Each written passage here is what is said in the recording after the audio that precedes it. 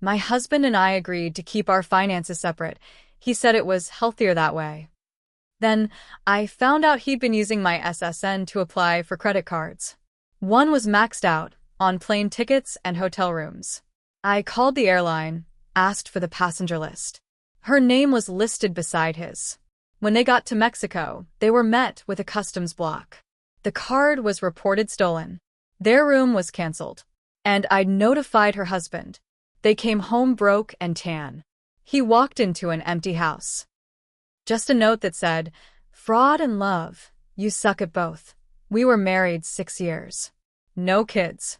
Just a 10-year-old border collie mix named Ringo and a quiet life in a 2-bedroom house in Raleigh, North Carolina."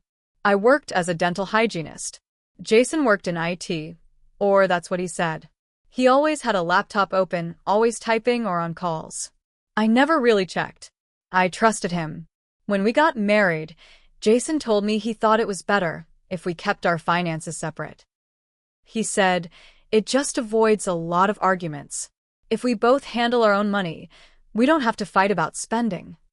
He said it like he'd done deep thinking about it. I was fine with it. I made enough. Paid my own student loans, my own half of the mortgage, car payment, everything. We had a spreadsheet to track the bills. He always sent me his half. That was never the issue. Looking back, the red flags were there. But they weren't waving. They were just sitting still. He had nice stuff. New watches. A fancy gym membership. Tech gadgets I didn't remember us buying. But he said he got work bonuses or perks. Or that he won stuff at conferences. I didn't question it too much. We lived mostly separate financial lives. I figured he just managed his money differently. Then one Tuesday afternoon, I got a voicemail from Bank of America. They were calling to confirm my recent credit card application. Only I hadn't applied for any new credit cards. I called them back. Gave them my name, my info. The woman on the phone said, "Yes, the application was submitted online 2 days ago. Do you want to proceed?"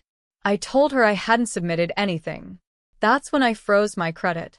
I had a weird pit in my stomach. I couldn't stop thinking about it all night. The next morning, I pulled a full credit report. 3 new credit cards had been opened in my name in the past 4 months. One was almost maxed out, over $8,700 charged. The other 2 had smaller balances. That alone was bad. But then I looked at the statement from the maxed out card. Delta Airlines tickets. Hotel charges in Cancun. Meals at a beachside resort. A couple's massage. I just sat there with my mouth open. I wasn't even angry at first. I was frozen. Confused. Like I was reading someone else's life. Jason and I hadn't taken a vacation together since 2021. We didn't talk about travel anymore. He always said he was too busy. Or that we should save money. That night, after he went to sleep, I got into his email. He was careful, but not perfect. One confirmation email was still in the trash. I opened it. 2 tickets. Delta Airlines. RDU to Cancun. Flight leaves Friday at 7:15 a.m. Passenger names. Jason Reeves and Celeste Myers. I didn't know who she was. But she was going on a trip with my husband using a credit card in my name. I went cold. I copied the email, took screenshots of the charges, printed it all. Then I started digging. I checked his phone records. Dozens of calls to one number, not saved in his contacts. I called it from my work phone the next day. A woman answered. "Hello." I said, "Hi, is this Celeste?" Pause. "Yes, I'm Jason's wife." Nothing for a few seconds. Then she hung up. Didn't even say a word. Just click. And that's when I knew. 100%. She knew he was married. She just didn't care. And maybe I should have confronted him. Thrown his stuff out. Screamed. But I didn't. I wanted something worse. I wanted him to feel everything I was feeling. Helpless, exposed, used. I wanted to control the ending. So I made a plan. Once I had the flight info, I called the airline pretending to be Jason. I had the confirmation number, his birthday, even his email address. They confirmed both passengers. Jason Reeves. Celeste Myers. 5-night stay. They were booked under a vacation package, flight and hotel together. I didn't change anything yet. I just took notes. Next, I looked up the hotel. Grand Coral Suites. Beachfront, 5 stars, the kind of place that puts rose petals on the bed.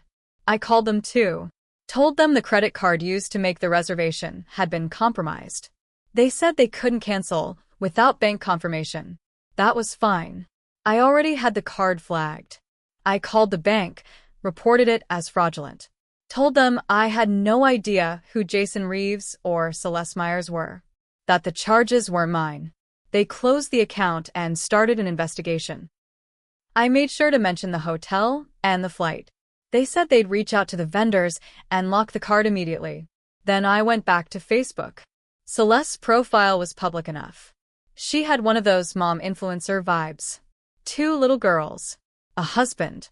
Happy captions like, "My rock," and 10 years married and still laughing. She even posted about a girls' trip coming up, much needed sunshine, 2 days earlier.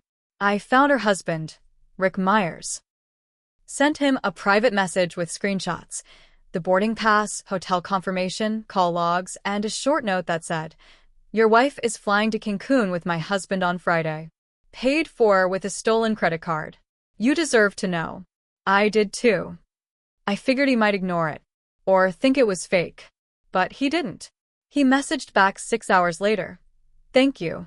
I'll take care of it." That was all he said. But it was enough. Jason was in a great mood that week. Happier than usual. He played music while he packed. Told me he had a weekend tech conference in Atlanta. I nodded, like I believed it. He even kissed my forehead before bed Thursday night. I didn't sleep. I waited until he left Friday morning, suitcase in hand, polo shirt tucked in, acting like he was off to network and learn. Then I went to work like nothing happened. I smiled at my coworkers. Cleaned teeth. Made small talk about the weather. I had already emptied our joint space. The house wasn't even really ours, we rented. I took what was mine, clothes, documents, my half of the furniture. Ringo. I even shut down the utilities and gave the landlord notice. All the bills were in my name anyway. They landed in Cancun around 10 a.m. I tracked it. I had Jason's iCloud login. Find My iPhone showed his location on the tarmac. That's when everything hit at once. At the airport, they were stopped at customs. The vacation package they booked was flagged.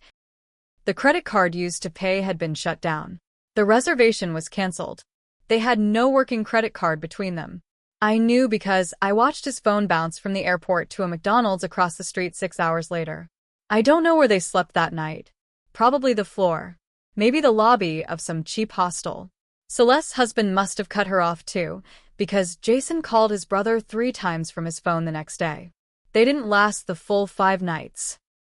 Came home after 3. Standby tickets. No box checked. Jason didn't even look tan. Just tired. Sweaty.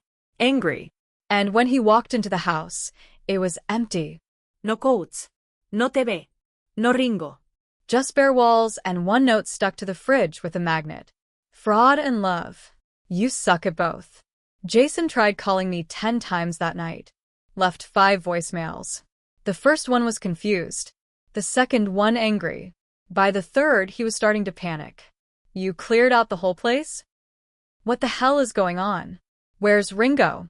Call me back. I didn't. He texted the next morning. Said we needed to talk. Said we could work through this. Then he sent a photo of the empty living room with a caption, "This isn't how grown-ups fix problems." I ignored that too. The next message came from Celeste. Somehow she got my number. She wrote, "I don't know what you think you accomplished, but you're a bitter bitch. Congrats." I didn't reply. Just screenshotted it and sent it to Rick, her husband. He replied within the hour. "She's been served. I filed yesterday."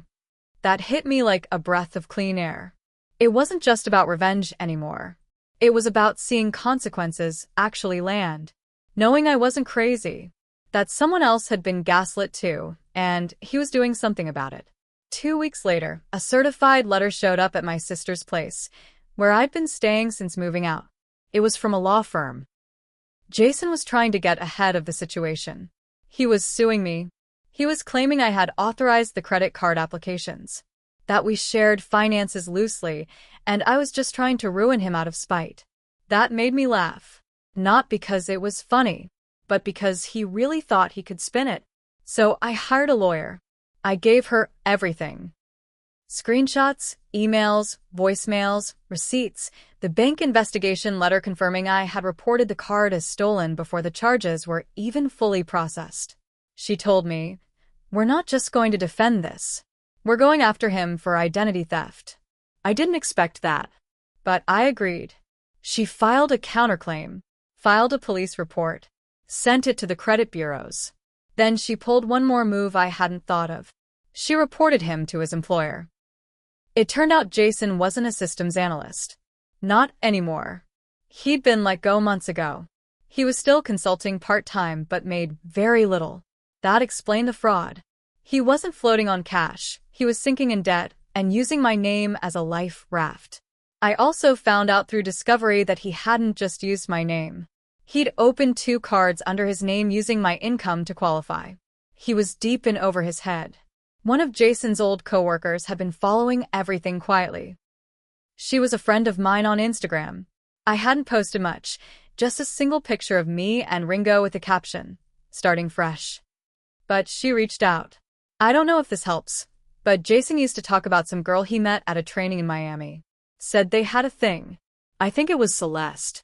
People at work knew he was messing around. He didn't hide it that well. That's when it hit me. He wasn't even careful. He just assumed I'd never look, never check, never challenge him. So I did one more thing.